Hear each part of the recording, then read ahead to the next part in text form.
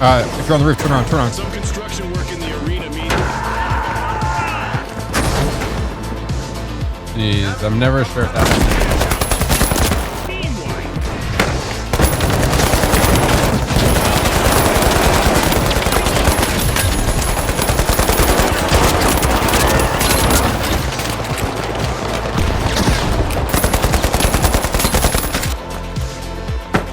Oh! 60 seconds left. It's time for a new event in the arena.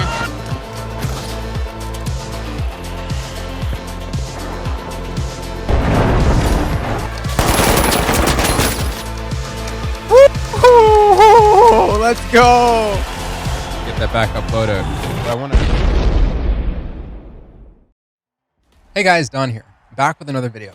This time taking a look at one of the most hyped games I've played in a long time, and most definitely one of the most hyped this year.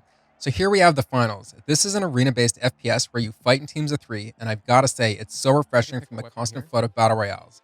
Starting out, you'll customize your character's look, loadout, and reserve loadout that you can swap weapons and gear out from into your main loadout, at least in quick play and non-ranked tournament modes. There's a ton of customizability, so you won't feel like your character is generic.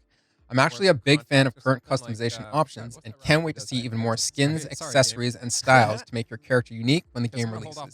From body type to the typical face, hair, and eye options, the game goes above and beyond with things like face wear, crossbody attachments, badges, upper and lower back attachments, and more.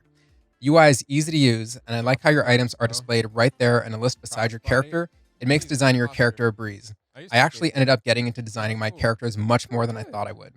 I was also really impressed with how good the skateboard back attachment looked. You can even change your shoes in this game. I wasn't expecting that, but that's pretty awesome. They seemingly have everything you can customize and then some. And there are a ton of options for each, so you won't run out anytime soon. There are daily contracts to earn XP to aid in unlocking guns and abilities, and you get to choose which guns and abilities you want to unlock right after you unlock the first gun it's chosen for you, a shotgun. Right after that, you can play exactly the way you want to play. There was also a ranking and battle pass system that felt very good in closed beta as far as progression goes, so we'll see if that carries into the full release. During the beta, we were given 10,000 coins, so it was a given to get the battle pass, which then gave us the ability to unlock permanent rewards that persist when the game is released.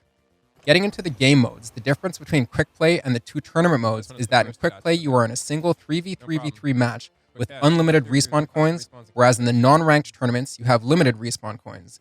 The coins make this awesome arcade-esque sound when you use them, and over in ranked tournament mode, you cannot change your main loadout with items from your reserve loadout. In quick play, you fight against 2 other teams for a total of 9 players per match, and your team can consist of 3 different player types, small, medium, and large, that you can further customize your character look and loadout on. Each player type has strengths and weaknesses, of course, and from my experience in the recent second closed beta, balance feels really good in game. So right from the start, the game builds hype by introducing the 3 teams and all the players in the game with an absolutely awesome intro sequence that I never tire of. It's seriously the best. And once you do get into the map, the pace of the game really takes off with all 3 teams fighting for control over cash boxes that they then have to deliver to cash out boxes located at random throughout the map. Combat is fast-paced but doesn't feel rushed. Engagements feel super satisfying, and as someone who's played Counter-Strike for over 20 years, I was thoroughly impressed with how tactful and good the shooting and recoil felt right off the bat.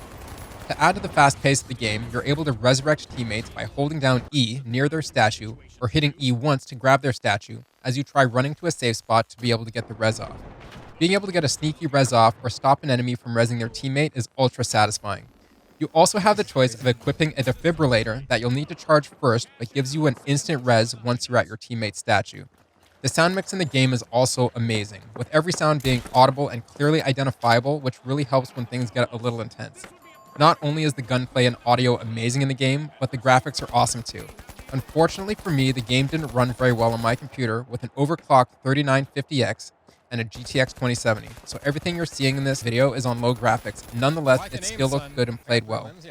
I really like the AK and played a lot of my games with it as it felt the most comfortable for me, but you can choose any gun you'd like to unlock, and it takes no more than 3 to 4 games to complete most XP requirements for your chosen weapon or ability. The game does a really good job visually at signaling where damage is coming from with its bright red arrows pointing to the direction you're getting shot from.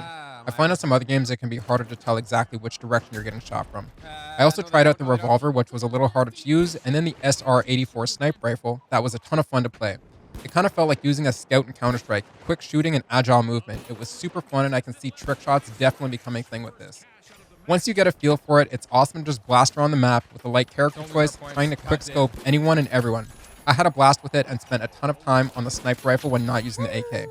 In both ranked and non-ranked tournament modes, things are ramped up a bit in intensity with 8 teams starting in 2 different group games, with 2 teams getting knocked off the first round, leaving 4 teams in the second round, another 2 getting knocked out, leaving 2 teams in a final round for a head-to-head. This game mode is honestly the most fun I've had in an FPS in as long as I can remember. That, coupled with the fact that the maps are destructible, makes for some of the most fun and high-intensity moments I've experienced playing an FPS in a long time. Comedic moments are never too far away, with buildings crumbling out of air or getting yourself lit on fire. Mobility is also absolutely mind-boggling in this game, and you get a ton of options to do so, from climbing up walls and objects to ziplining across large distances and using your grappling hook or jump pad, which you can deploy on just about any surface to gain access to new heights on the fly. Not only is horizontal movement awesome, but there's a ton of verticality to the game, and this shines throughout the gameplay.